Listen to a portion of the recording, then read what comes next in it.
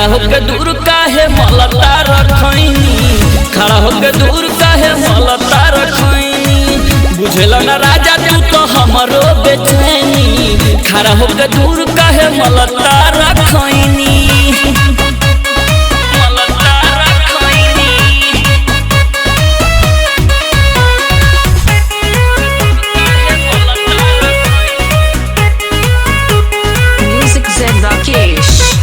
खड़ा होके दूर काहे मलता रखैनी, मलता रखैनी। बुझा मनवा के भावना हो, छोके दुनु खेलावना हो। ए राजा बुझा मनवा के भावना हो, छोके दुनु खेलावना हो। अरे कुछो न करे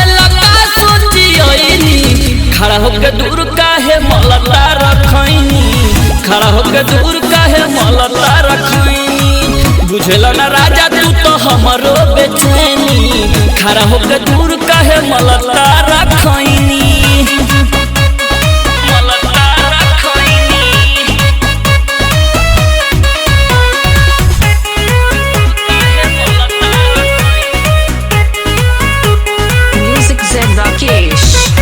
खड़ा होके दूर काहे मलता रखैनी, मलता रखैनी।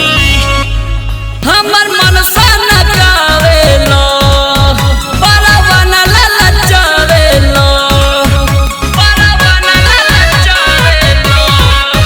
हमर मनसा न गावेलो, परवाना ललचावेलो।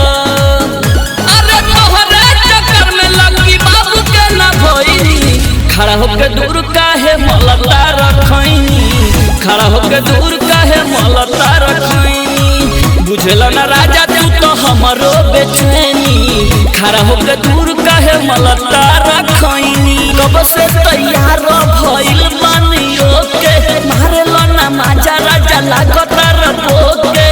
लहे लहे रहिया में बढ़ता बेचैनी, खड़ा होके दूर काहे मलता रखैनी, खड़ा होके दूर काहे मलता रखैनी।